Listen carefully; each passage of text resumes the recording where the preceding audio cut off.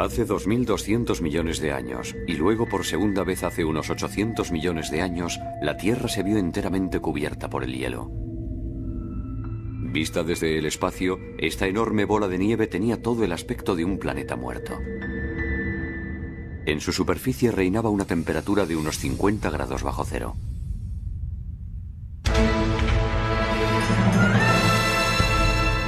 Todas las tierras habían desaparecido bajo una espesa capa de hielo, tal como ocurre hoy en el continente antártico. El propio océano se había congelado hasta una profundidad de 1000 metros. Estas grandes fases glaciares se prolongaron durante millones de años, llevando hasta el borde de la extinción la vida microscópica que se había desarrollado en la Tierra. La fundición de todo ese hielo condujo al planeta a una fase de intenso recalentamiento. La temperatura se elevó entonces hasta los 50 grados centígrados. Gigantescos ciclones con vientos que soplaban a más de 10.000 kilómetros por hora estuvieron a punto de exterminar a los pocos microbios que habían sobrevivido. Nuestros antepasados estuvieron entonces a punto de desaparecer. Sin embargo, lograron sobrevivir a esta serie de catástrofes, dando un espectacular salto adelante en la evolución. Hace 2.200 millones de años no eran más que una especie de bacterias, pero tras el primer gran episodio glaciar, evolucionaron para dar lugar a las células eucariotas. Todavía microbios, pero de un tamaño 1000 veces superior.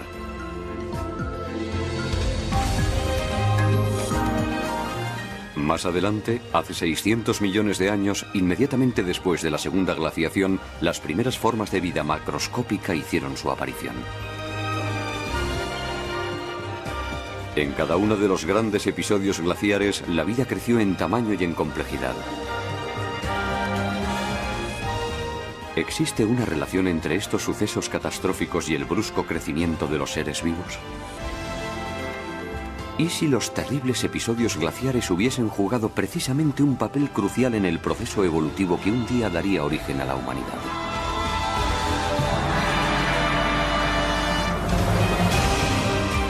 Planeta Tierra.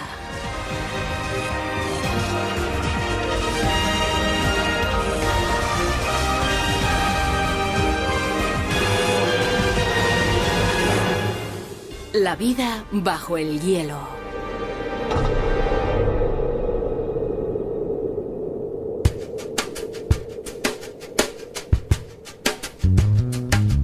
Cuando nos referimos a una Tierra cubierta por el hielo, enseguida pensamos en la última era glaciar, ocurrida hace unos 20.000 años. Este episodio relativamente reciente puede ayudarnos a comprender lo que ocurrió durante las grandes glaciaciones planetarias. Esta inmensa isla de verdor en medio de los rascacielos de Nueva York es el famoso Central Park. Dentro podemos encontrar un gran número de rocas bastante extrañas. Reciben el nombre de bloques erráticos. Deben este apelativo a su composición, totalmente distinta a la del zócalo rocoso de la región, lo que produce la impresión de que se encuentran fuera de lugar.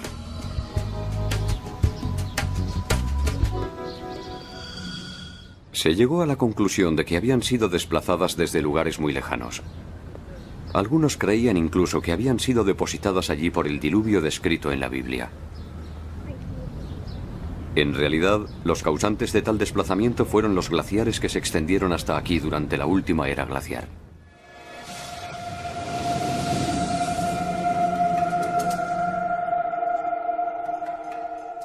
A 3.000 kilómetros al norte de Nueva York podemos ver cómo se reproduce el mismo fenómeno.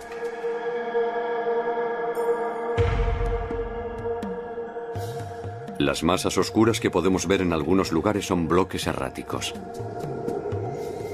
Fragmentos enteros desgajados de las montañas que rodean estos glaciares.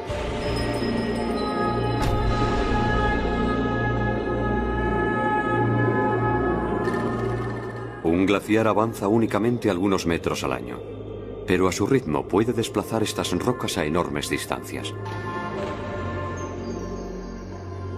Cuando un episodio glaciar llega a su fin, el hielo se funde y deposita in situ las rocas que transportaba. Así es como las rocas se convierten en erráticas.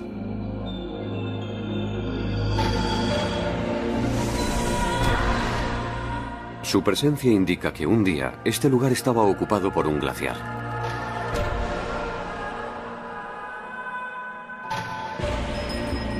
Los científicos utilizan estos fenómenos para intentar desentrañar los misterios de los periodos de glaciación.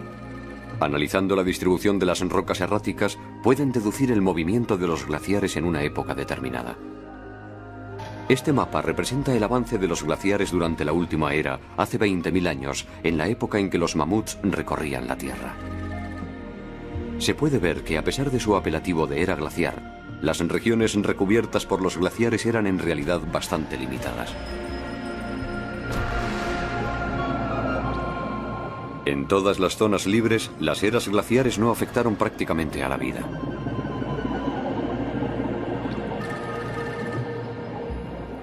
De hecho, se cree incluso que acogieron a un buen número de animales que emigraron desde las regiones glaciares.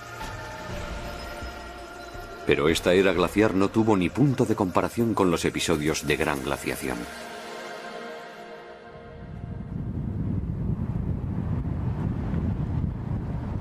Este inmenso bosque se encuentra en Canadá, al norte del lago Hurón. Aquí se hallaron numerosas rocas erráticas muy anteriores a la última era glaciar.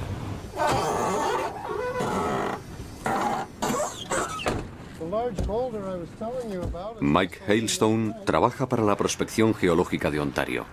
Últimamente dedica parte de su tiempo a acompañar a científicos del mundo entero que vienen a estudiar la región. Esto es lo que quería enseñarles. Es un bloque de granito arcaico encastrado en una roca de 2.400 millones de años de antigüedad. Esta diamictita se formó como consecuencia de un movimiento glaciar ocurrido hace 2.400 millones de años. Podemos observar numerosos fragmentos de roca y grava en estos estratos. También fueron transportados por los glaciares. Son sedimentos glaciares. En toda la región que rodea el lago Hurón existe una gran cantidad de sedimentos glaciares de 2.200 a 2.400 millones de años de antigüedad. Gracias a su hallazgo supimos que los episodios glaciares se habían producido en épocas tan remotas. Incluidos los del lago Hurón, se han podido identificar sedimentos glaciares de más de 2.000 millones de años en 7 puntos del planeta. Pero los sedimentos no bastan para que los científicos puedan determinar la distribución de los glaciares que cubrían la Tierra en aquella época. La deriva de los continentes modificó totalmente las posiciones originales.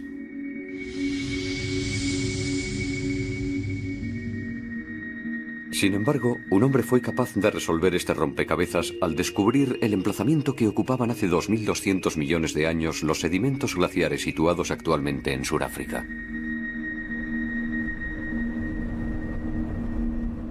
El profesor Joseph Kirschvink del Instituto Californiano de Tecnología es un especialista en magnetismo.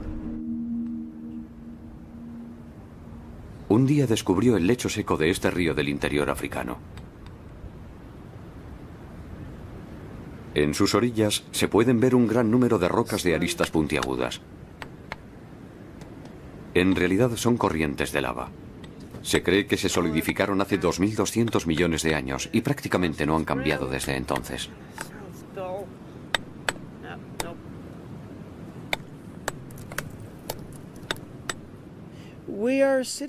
Estamos sentados sobre una lava surgida de las profundidades hace 2.200 millones de años, en una época de extrema glaciación. Es una suerte porque cuando la lava se solidifica, conserva la orientación del campo magnético y gracias a eso podemos deducir su latitud. La lava encierra numerosos minerales magnéticos. Cuando dicha lava entra en fusión, los minerales se orientan en función de la polaridad geomagnética del planeta, como la aguja de una brújula. Y cuando la lava vuelve a enfriarse, queda registrada para siempre su orientación magnética. Localizando el punto del planeta donde dicha orientación se corresponde con la inclinación de las líneas del campo magnético terrestre, se puede determinar la latitud exacta del lugar donde se encontraba la lava en el momento en que se enfrió. Enviando algunas muestras a Estados Unidos, el profesor Kirsmink ha podido descifrar estos ínfimos archivos magnéticos. Este diagrama representa la Tierra vista desde el polo. El polo está en el centro de la pantalla. Cuanto más se aleja un punto del centro, más cerca se encuentra del ecuador.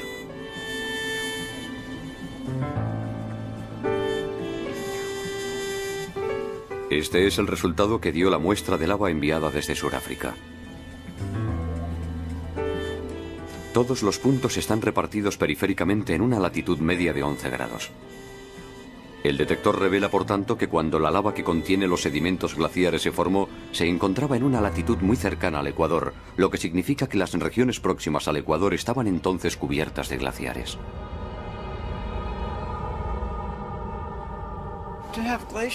Encontrar glaciares a esa latitud implica que más al norte debía hacer todavía más frío. De modo que el conjunto del planeta estaba helado hasta el ecuador. También se han encontrado sedimentos glaciares cercanos al ecuador en estratos de 600 a 800 millones de años de antigüedad. Teniendo en cuenta estos datos, el profesor Kirsmink llegó a la conclusión de que en la historia de la Tierra se han producido dos episodios de glaciación global. El primero hace 2.200 millones de años y el segundo entre 600 y 800 millones de años.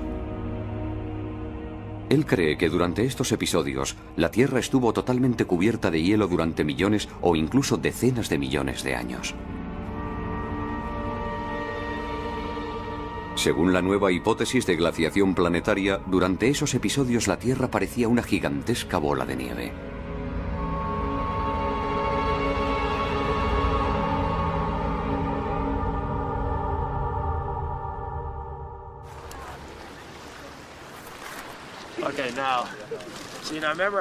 El profesor Paul Hoffman de la Universidad de Harvard ha profundizado en esa hipótesis.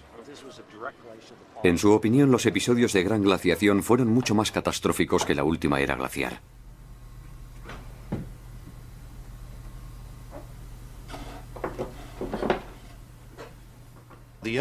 Los episodios de glaciaciones planetarias tuvieron un impacto mucho más grave. Los organismos vivos intentaron sin duda refugiarse en los trópicos, pero incluso a la altura del trópico, los mares se vieron finalmente atrapados por el hielo.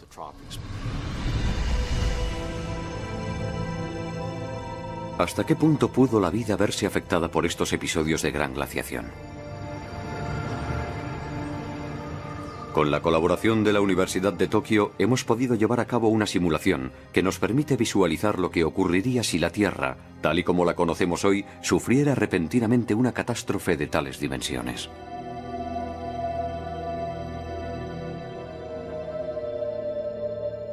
A lo largo de la última era glaciar, los glaciares nunca alcanzaron la latitud de Tokio, es decir, 36 grados norte.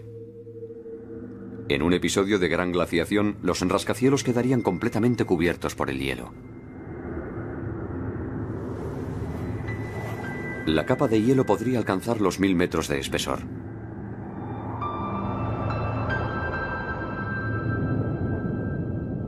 Al principio del proceso, el crecimiento de los glaciares es progresivo. Hacen falta varios millones de años para que alcancen los 20 grados de latitud, donde están situados Hawái y Cuba. Una parte de la población animal tendría seguramente tiempo de refugiarse en el santuario de los trópicos.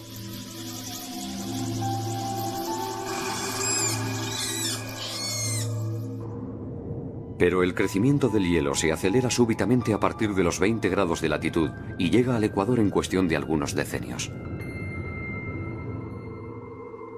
Las zonas tropicales se convierten también en un mundo de hielo. La temperatura desciende bruscamente a 50 grados bajo cero y la vida que estaba refugiada en esas zonas se extingue a su vez. Los vegetales también desaparecen, lo que significa que el eslabón esencial de la cadena alimenticia se destruye. Sin los vegetales, ni los herbívoros ni los carnívoros pueden sobrevivir. La tierra firme se convierte en un desierto sin vida.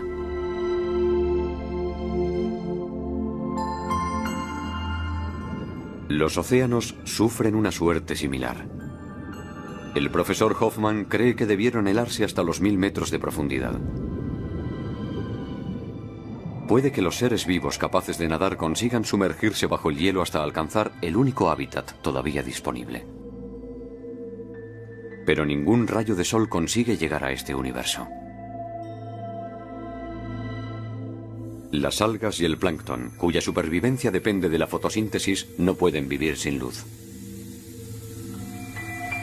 Inmersos en una oscuridad total y sin ningún alimento disponible, los peces que logran llegar hasta las profundidades perecen igualmente.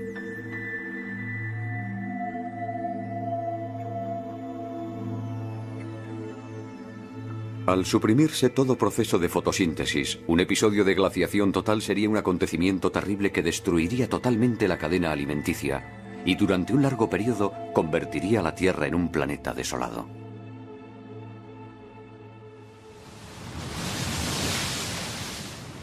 ¿Por qué motivo llegaron a producirse semejantes acontecimientos? Aún no se ha podido establecer la verdadera causa, pero se cree que el gas de efecto invernadero jugó, sin duda, un papel importante. Solemos referirnos a estos gases como los responsables del calentamiento global del planeta, pero no debemos olvidar que sin su presencia, la temperatura de la Tierra se situaría alrededor de los 18 grados bajo cero. Lo que mantiene actualmente una temperatura benigna en el planeta es una concentración moderada de dióxido de carbono en la atmósfera. No obstante, tenemos buenos motivos para pensar que justo antes del primer episodio de glaciación total, hace 2000 millones de años, había menos dióxido de carbono en el planeta que hoy en día.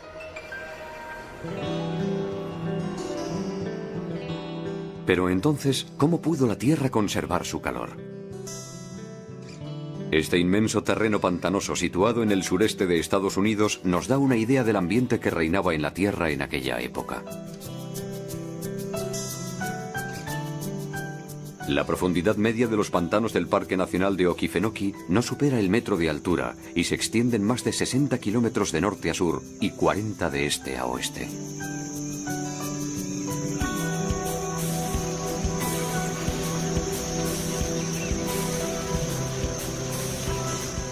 Don Berryhill es profesor de ciencias retirado. Actualmente sirve de guía a turistas y grupos escolares por esta inmensa ciénaga, describiendo sus fascinantes características de una manera perfectamente accesible para todos.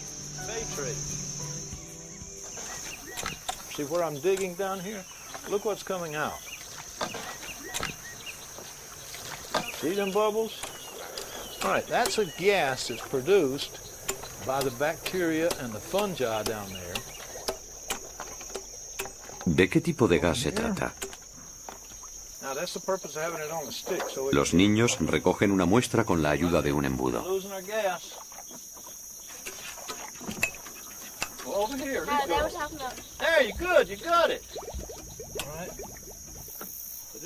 Y ahora, Berryhill puede dar comienzo a la sesión de magia.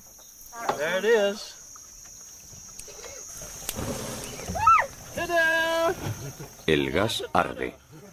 Se trata de metano, un gas inflamable presente en la composición del gas que alimenta las cocinas.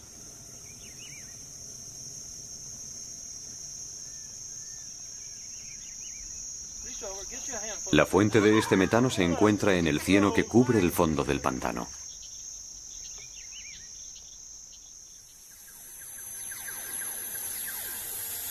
Estos microbios reciben el nombre de metanobacterias. Se cree que hace 2000 millones de años las metanobacterias vivían en todos los océanos del planeta.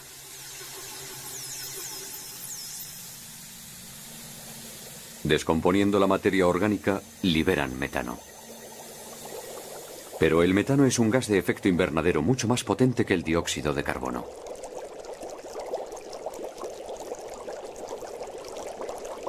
Algunos científicos creen que es precisamente este metano el que permitía a la Tierra conservar su temperatura.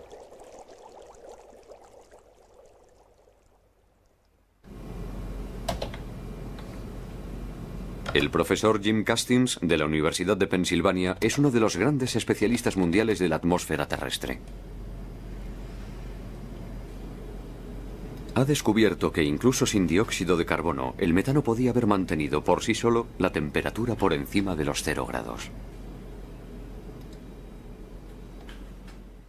Si nos remontamos en el tiempo unos 2.300 millones de años, antes de la aparición del oxígeno en la atmósfera, nos encontramos con niveles de metano mucho más elevados, quizás en concentraciones del orden de 1000 por 1.000.000, lo que sería suficiente para compensar la menor luminosidad.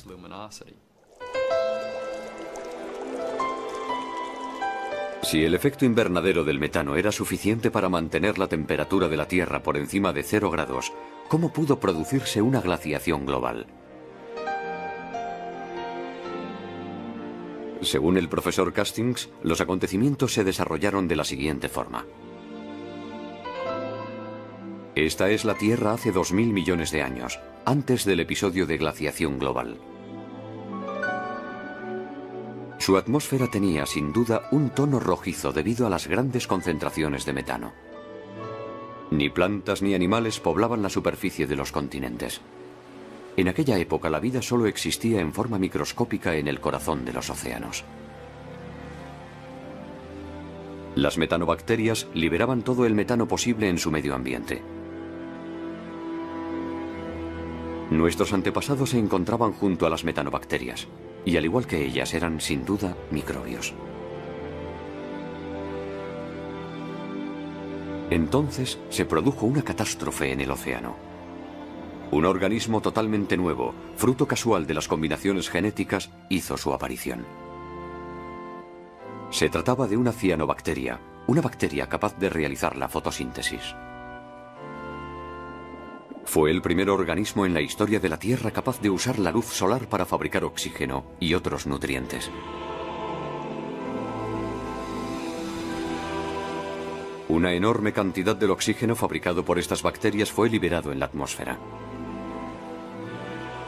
Era la primera vez que se producía una cantidad masiva de oxígeno en la Tierra. Y ello desencadenó una violenta reducción de la cantidad de metano presente en la atmósfera.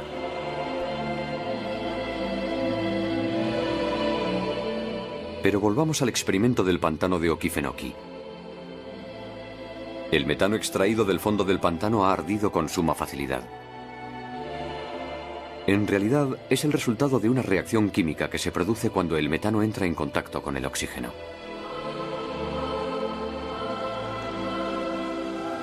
El profesor Castings cree que cuando la cantidad de oxígeno liberado en la atmósfera alcanzó un cierto nivel, la reacción con el metano se aceleró rápidamente hasta acarrear la desaparición total de este último.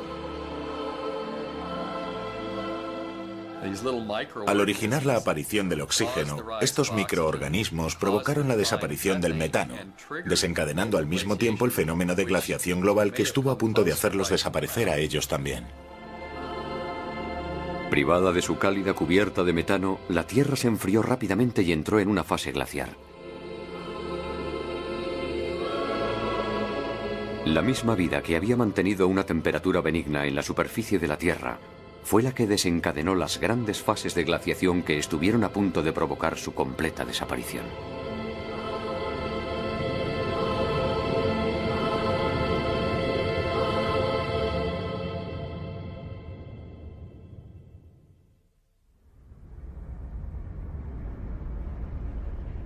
¿Cómo pudieron sobrevivir nuestros antepasados microscópicos a unos acontecimientos que, según se cree, debieron durar varios millones o incluso decenas de millones de años?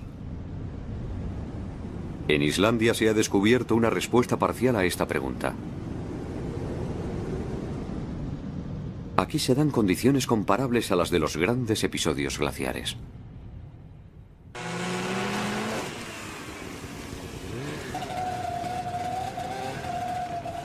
Estos hombres son buscadores de microbios empleados por una empresa privada de estudios biológicos. El profesor Viggo Marteinsson recorre el país en busca de microbios dotados de genes raros que puedan interesar a la industria farmacéutica.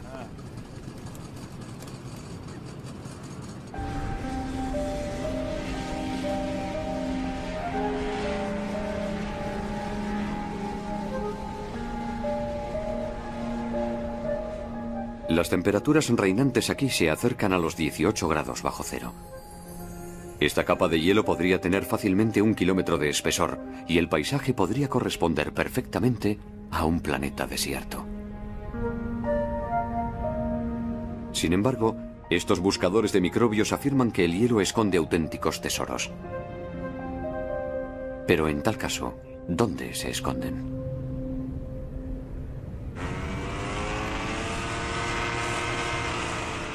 La presencia de vapor blanco delata su situación.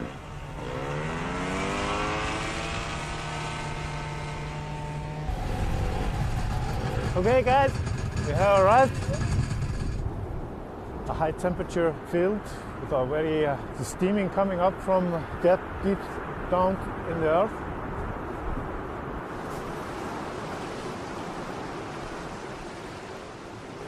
Mirando más de cerca, descubrimos un pequeño perímetro respetado por el hielo. El agua brota de él. Es un manantial caliente. Look, this is great. This is all covered with cyanobacteria. This is rich all kinds of species.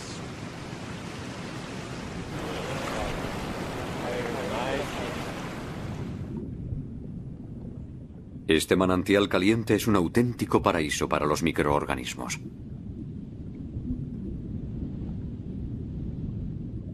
Al desarrollarse, forman una tupida alfombra orgánica. Una alfombra que es en realidad una acumulación de bacterias. Está esencialmente formada por microbios verdes fotosintéticos, entre ellos las cianobacterias. A su alrededor se desarrollan otras especies que se alimentan de los nutrientes producidos por la fotosíntesis. Sin duda nuestros ancestros vivieron así, cerca de las cianobacterias, durante los grandes episodios glaciares.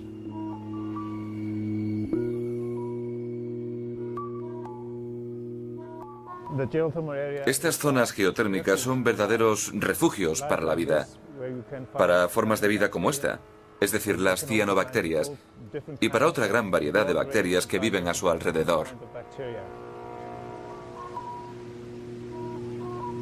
La vida está en el origen de las grandes glaciaciones planetarias. Y lo que la salvó de aquellos sucesos catastróficos fue el calor procedente de las profundidades de la Tierra. Pero lo más sorprendente aún estaba por llegar.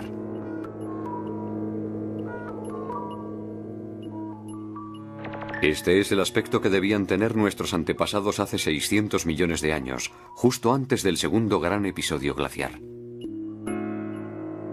Se cree que se trataba de microbios semejantes a estos coanoflagelados que actualmente forman parte del zooplancton.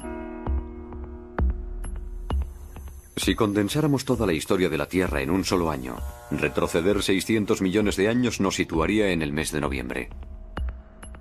En ese preciso momento se produjo el segundo gran episodio glaciar. Durante más del 80% de la historia de la vida en la Tierra, nuestros antepasados fueron microscópicos.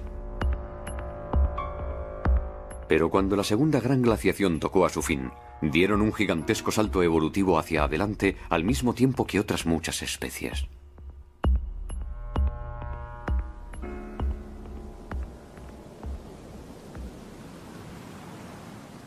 Estamos en Namibia, África.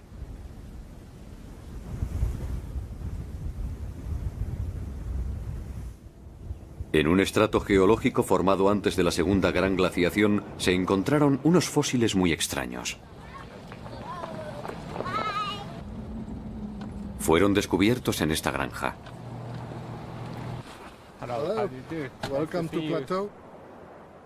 En algún lugar de este pedregal se halla la prueba indiscutible de que la vida dio un extraordinario salto evolutivo justo antes del último gran episodio glaciar.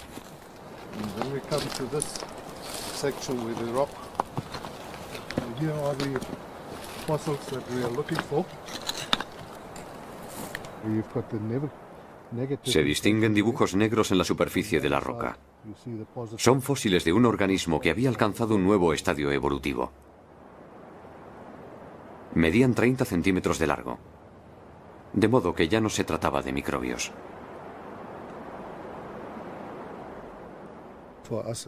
No sabíamos muy bien lo que era. Podía tratarse tanto de un pez como de un helecho, aunque se parece más a un pez. Ni siquiera los científicos consiguieron determinar si se trataba de un vegetal o de un animal. Esta forma de vida fosilizada es uno de los primeros organismos macroscópicos aparecidos en la Tierra. El de Namibia recibió el nombre de Pteridinium. No era ni un pez, ni un vegetal, sino un misterioso animal cuyo aspecto recuerda al de una boca humana.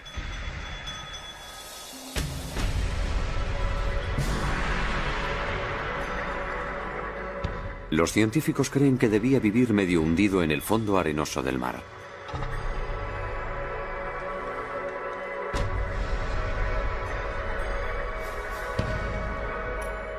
Otros fósiles de organismos complejos fueron descubiertos en Siberia. Este mide también 30 centímetros de largo. Fue bautizado como Georgia. Se hallaron 5 huellas circulares de idénticas dimensiones. Son las huellas que dejaba Georgia al desplazarse.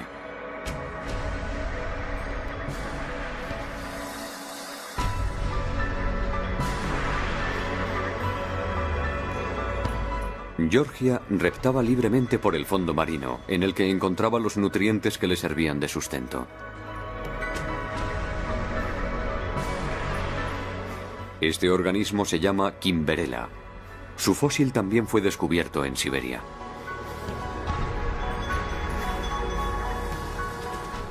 Su silueta recuerda a una tortuga o a un caracol. Una especie de tentáculo le permitía rebuscar en el fondo arenoso para conseguir su alimento.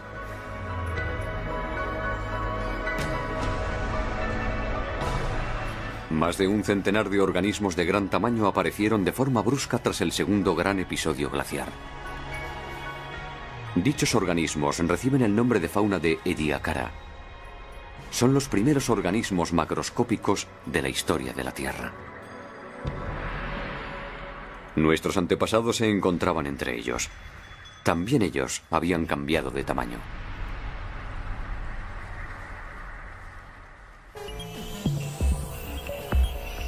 Este fósil fue descubierto en Australia en el año 2003.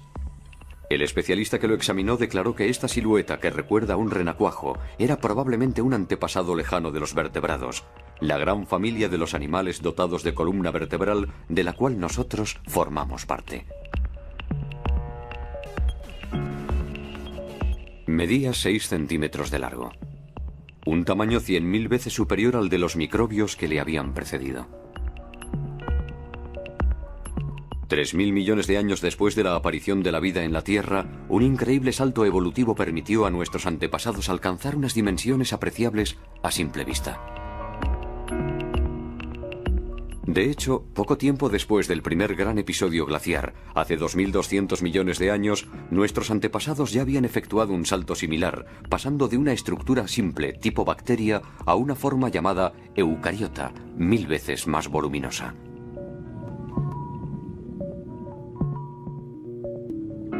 La célula eucariota era ya un organismo mucho más complejo, dotado de un núcleo y de diferentes pequeños órganos.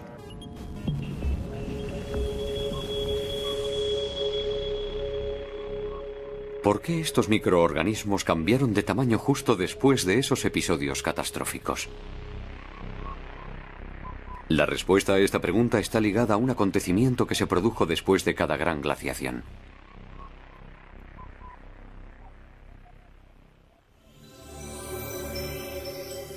Estamos en la región del Kalahari, en Sudáfrica, donde se encuentran los yacimientos de manganeso más grandes del mundo.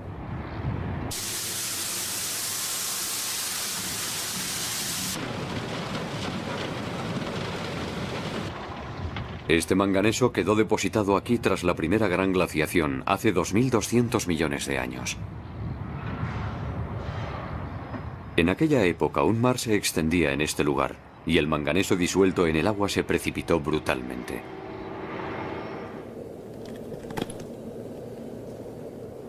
Estas fosas han sido excavadas por la actividad minera. El profesor Kirschvink, el primero en publicar la hipótesis conocida como la bola de nieve, ha venido en numerosas ocasiones a examinar este lugar y ha conseguido resolver el enigma de la formación de este depósito de manganeso.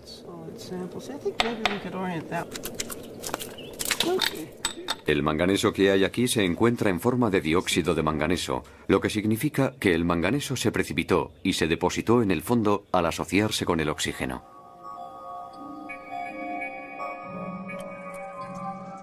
Este experimento nos permite explicar ese fenómeno. Primero hemos preparado una solución que contiene manganeso disuelto. Seguidamente inyectamos burbujas de oxígeno en la solución.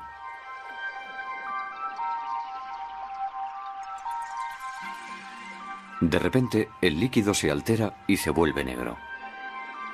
El oxígeno y el manganeso se mezclan juntos para dar lugar al dióxido de manganeso, un producto insoluble que pasa entonces a precipitarse.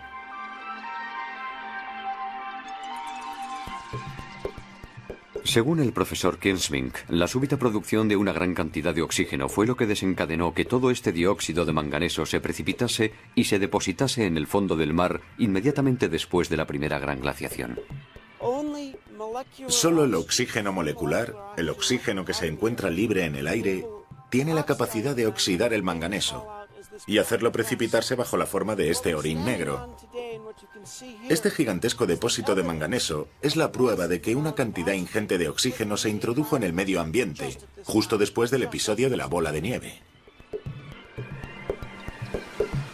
Según Kirsvink, la concentración de oxígeno presente en la atmósfera en los orígenes de la Tierra era mínima. Hace 2.200 millones de años, como consecuencia del primer gran episodio de glaciación, alcanzó el 1%. Después, tras el segundo gran episodio de glaciación ocurrido hace 600 millones de años, aumentó hasta el 20%, es decir, prácticamente el nivel actual.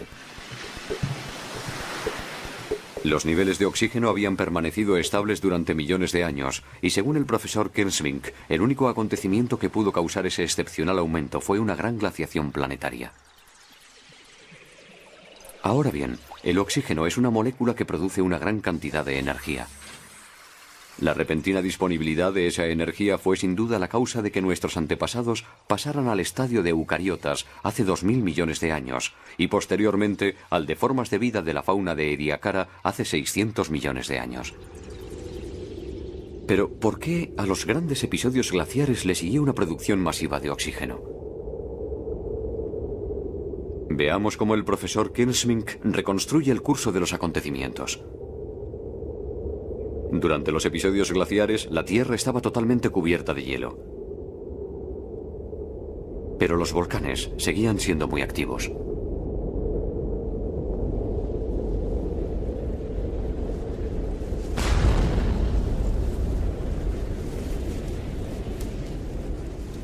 Los gases volcánicos contienen generalmente una cantidad importante de dióxido de carbono.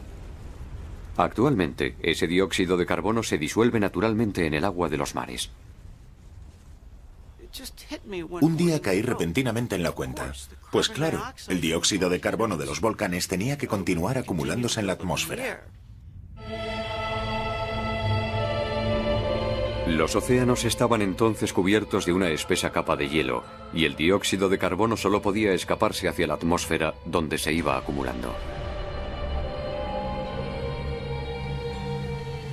Cuando el dióxido de carbono atmosférico alcanzó concentraciones de 300 a 2000 veces superiores a las actuales, el efecto invernadero provocó la brusca fundición de los glaciares.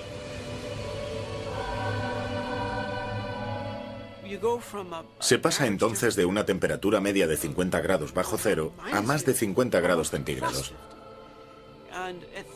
En tales condiciones, la fundición del hielo es extremadamente rápida.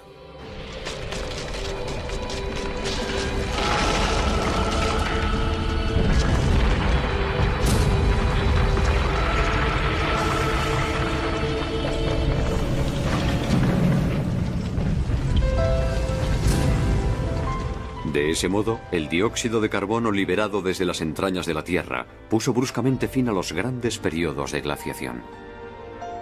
El mismo calor procedente de las profundidades que había albergado la vida en el pasado intervino de nuevo de forma determinante en la historia del planeta. Sin embargo, las condiciones para una nueva catástrofe estaban otra vez a punto. Tras la desaparición del hielo, el efecto invernadero prosiguió su labor de calentamiento del planeta. Según un estudio reciente, cuando la superficie del mar alcanza una temperatura de 45 grados centígrados, se desencadena un violento fenómeno de evaporación que engendra gigantescos ciclones denominados hiperciclones. Es muy probable que tales fenómenos devastaran la Tierra inmediatamente después de los episodios de gran glaciación. La presión atmosférica en el interior de estos ciclones podía alcanzar los 300 hectopascales y la velocidad máxima del viento más de 10.000 kilómetros por hora.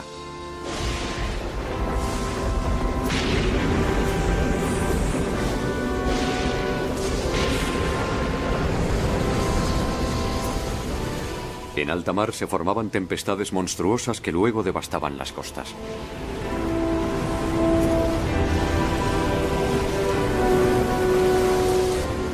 Los océanos hervían furiosamente.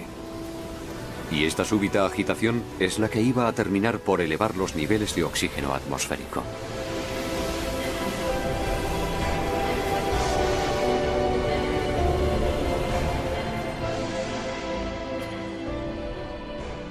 En aquella época, las zonas más profundas de los océanos rebosaban de fósforo y de otros nutrientes expulsados por las fuentes hidrotermales.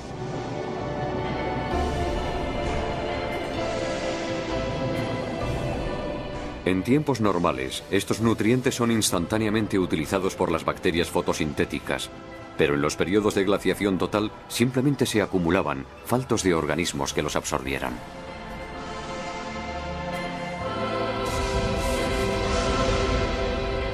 El profesor Kirschmink cree que al agitar el agua de los océanos, los hiperciclones hicieron remontar los nutrientes hacia aguas menos profundas.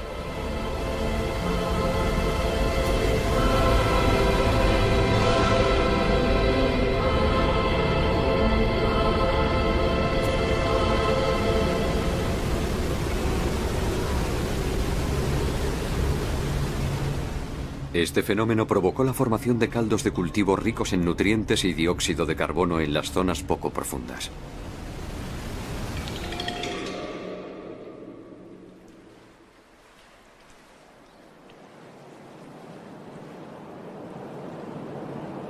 Cuando la luz del sol comenzó a penetrar nuevamente en los océanos, todas las condiciones estaban dispuestas para favorecer un crecimiento explosivo de las cianobacterias que habían sobrevivido en las inmediaciones de los manantiales calientes. Su vigorosa actividad fotosintética generó la producción de una cantidad increíble de oxígeno.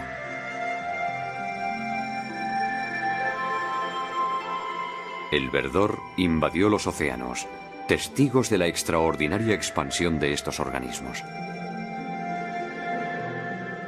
El ímpetu de la vida que había sobrevivido a los dos grandes episodios glaciares estaba a punto de cambiar el planeta.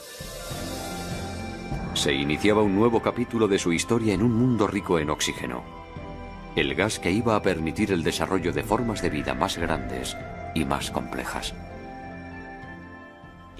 Si la Tierra no hubiese conocido las grandes glaciaciones, la vida hubiese sido seguramente muy distinta. Probablemente no habría pasado del estadio bacteriano. Nuestro planeta sería todavía un mundo de océanos viscosos, llenos de estromatolitos, sin que ningún ser vivo hubiese podido alcanzar el tamaño suficiente para moverse y actuar. Hace 2.200 millones de años y 600 millones de años respectivamente, dos grandes acontecimientos desarrollaron las distintas formas de vida sobre la Tierra. Los seres humanos somos el resultado de dichas evoluciones. Nuestro cuerpo es la prueba evidente de ello. Cada uno de nosotros está compuesto por 60 trillones de células, y cada una de ellas es del tipo eucariótica, es decir, que cada una contiene un núcleo. Somos un ensamblaje de las células eucariotas que aparecieron hace 2.200 millones de años, como consecuencia de la primera gran glaciación.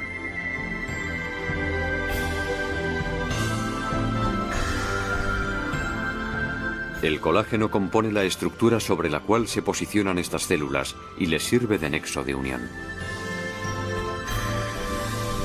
Se cree que empezó a producirse masivamente en el interior de organismos vivos tras el segundo gran episodio glaciar, hace 600 millones de años.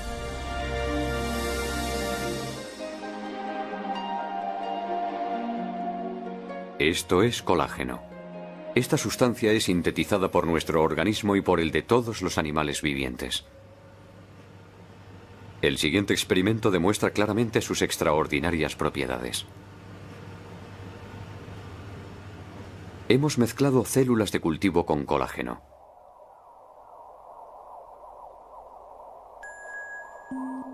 A la izquierda puede verse que las células con colágeno se multiplican rápidamente.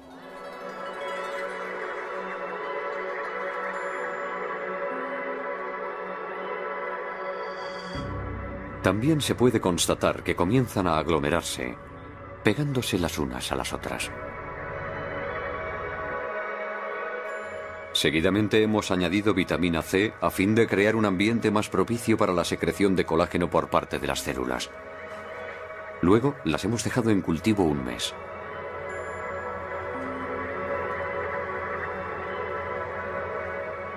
Una fina membrana semejante a una piel se ha formado.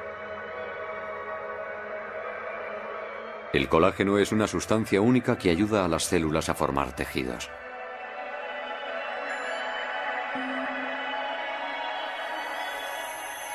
Esta es una célula vista a través del microscopio electrónico.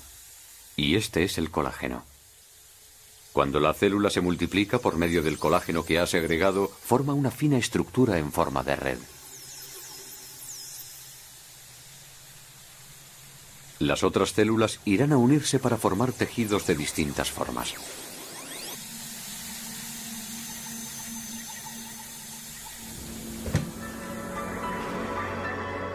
El profesor Kenneth Tow del Instituto Smithsoniano cree que gracias al colágeno la vida pudo desarrollarse adoptando formas más voluminosas hace 600 millones de años. Como el colágeno está compuesto de numerosos átomos de oxígeno, no podía ser sintetizado mientras no hubiese suficiente oxígeno disponible en la atmósfera. Por eso se cree que no apareció hasta después del primer episodio glaciar hace 2.200 millones de años, cuando el oxígeno se introdujo por primera vez en la composición de la atmósfera. Pero en aquella época la mayor parte del oxígeno atmosférico era utilizado para la respiración, de modo que quedaba muy poco para producir colágeno. Su producción en grandes cantidades solo se hizo posible a partir del enorme aumento de los niveles de oxígeno que siguió al segundo episodio de glaciación.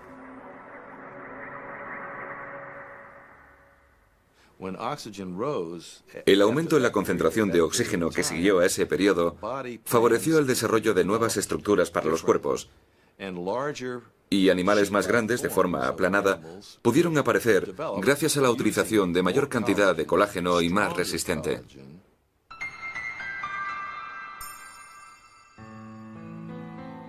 Esto es el océano hace 600 millones de años, justo después de la segunda gran glaciación. Nuestros antepasados todavía eran microscópicos, pero ya habían aceptado un nuevo desafío al usar el oxígeno que se encontraba ahora disponible en grandes cantidades. Absorbiendo enormes volúmenes de ese gas, aprovechaban al mismo tiempo su energía. Pero había mucho más oxígeno del que podían utilizar. Con este excedente, comenzaron a producir colágeno, mucho colágeno.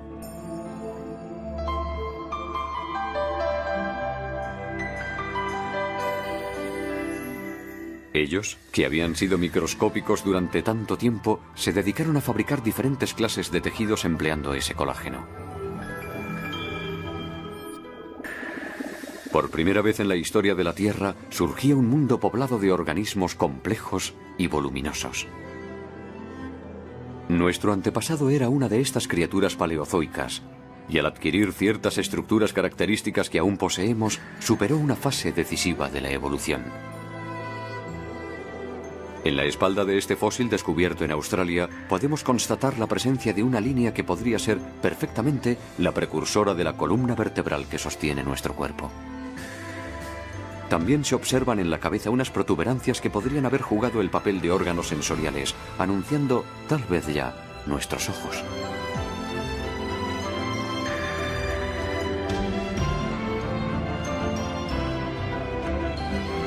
Gracias a la utilización del colágeno, nuestros antepasados dieron un gran salto evolutivo hacia una mayor complejidad.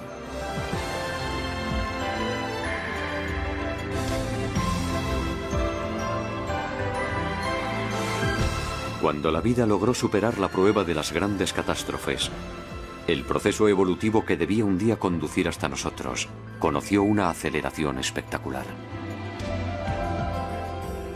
Los dos grandes periodos de glaciación que afectaron tan duramente a la Tierra también prepararon el camino que habría de conducir hasta nosotros.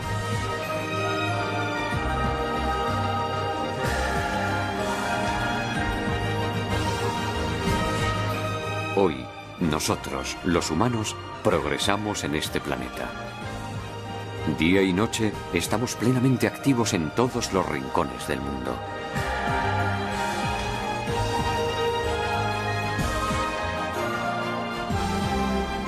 Y esa agitación es visible desde muy lejos, desde el espacio. Inmediatamente se da uno cuenta de que este planeta está rebosante de vida.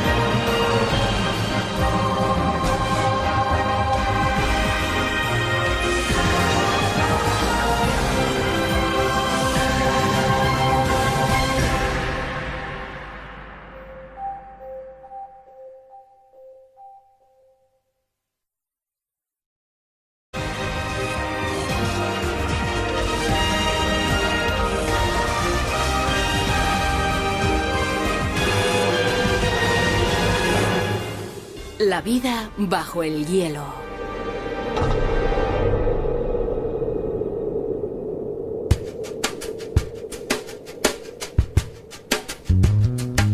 Cuando nos referimos a una Tierra cubierta por el hielo, enseguida pensamos en la última era glaciar, ocurrida hace unos 20.000 años.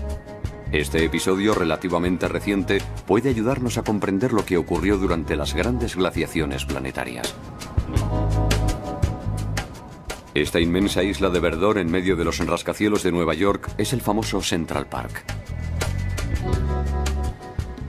Dentro podemos encontrar un gran número de rocas bastante extrañas. Reciben el nombre de bloques erráticos. Deben este apelativo a su composición, totalmente distinta a la del zócalo rocoso de la región, lo que produce la impresión de que se encuentran fuera de lugar.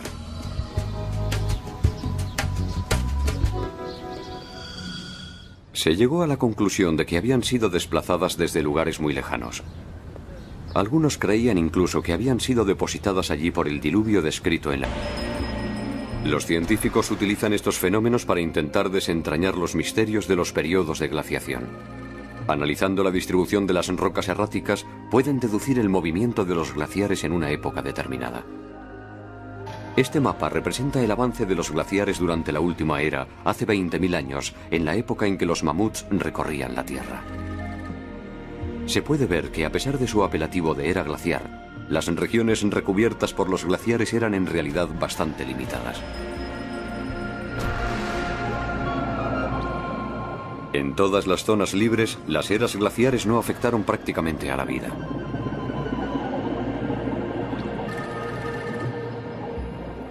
De hecho, se cree incluso que acogieron a un buen número de animales que emigraron desde las regiones glaciares.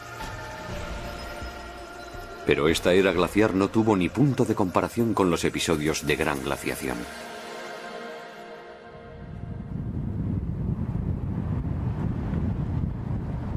Este inmenso bosque se encuentra en Canadá, al norte del lago Hurón. Aquí se hallaron numerosas rocas erráticas muy anteriores a la última era glaciar. Por ahora estuvieron a punto de exterminar a los pocos microbios que habían sobrevivido. Nuestros antepasados estuvieron entonces a punto de desaparecer. Sin embargo, lograron sobrevivir a esta serie de catástrofes dando un espectacular salto adelante en la evolución.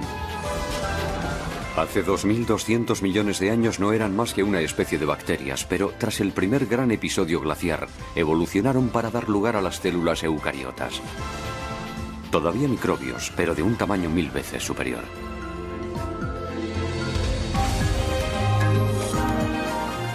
Más adelante, hace 600 millones de años, inmediatamente después de la segunda glaciación, las primeras formas de vida macroscópica hicieron su aparición. En cada uno de los grandes episodios glaciares, la vida creció en tamaño y en complejidad. ¿Existe una relación entre estos sucesos catastróficos y el brusco crecimiento de los seres vivos? ¿Y si los terribles episodios glaciares hubiesen jugado precisamente un papel crucial en el proceso evolutivo que un día daría origen a la humanidad?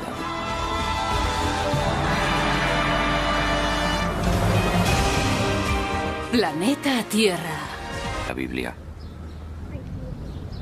En realidad, los causantes de tal desplazamiento fueron los glaciares que se extendieron hasta aquí durante la última era glaciar.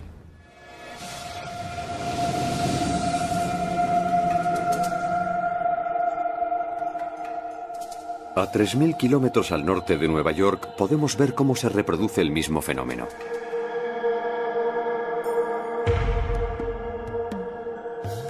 Las masas oscuras que podemos ver en algunos lugares son bloques erráticos.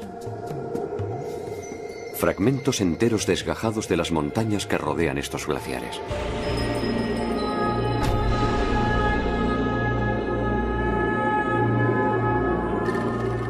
Un glaciar avanza únicamente algunos metros al año, pero a su ritmo puede desplazar estas rocas a enormes distancias.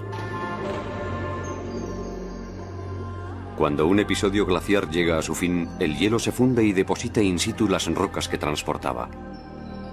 Así es como las rocas se convierten en erráticas.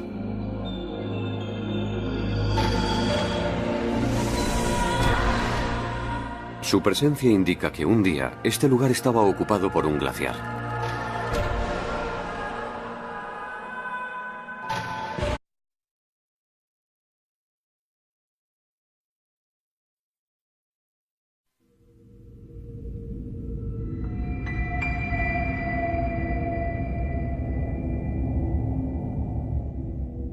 Hace 2.200 millones de años, y luego por segunda vez hace unos 800 millones de años, la Tierra se vio enteramente cubierta por el hielo. Vista desde el espacio, esta enorme bola de nieve tenía todo el aspecto de un planeta muerto. En su superficie reinaba una temperatura de unos 50 grados bajo cero.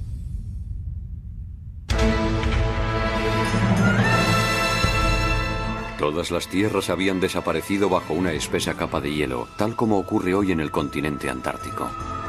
El propio océano se había congelado hasta una profundidad de 1000 metros. Estas grandes fases glaciares se prolongaron durante millones de años, llevando hasta el borde de la extinción la vida microscópica que se había desarrollado en la Tierra. La fundición de todo ese hielo condujo al planeta a una fase de intenso recalentamiento. La temperatura se elevó entonces hasta los 50 grados centígrados.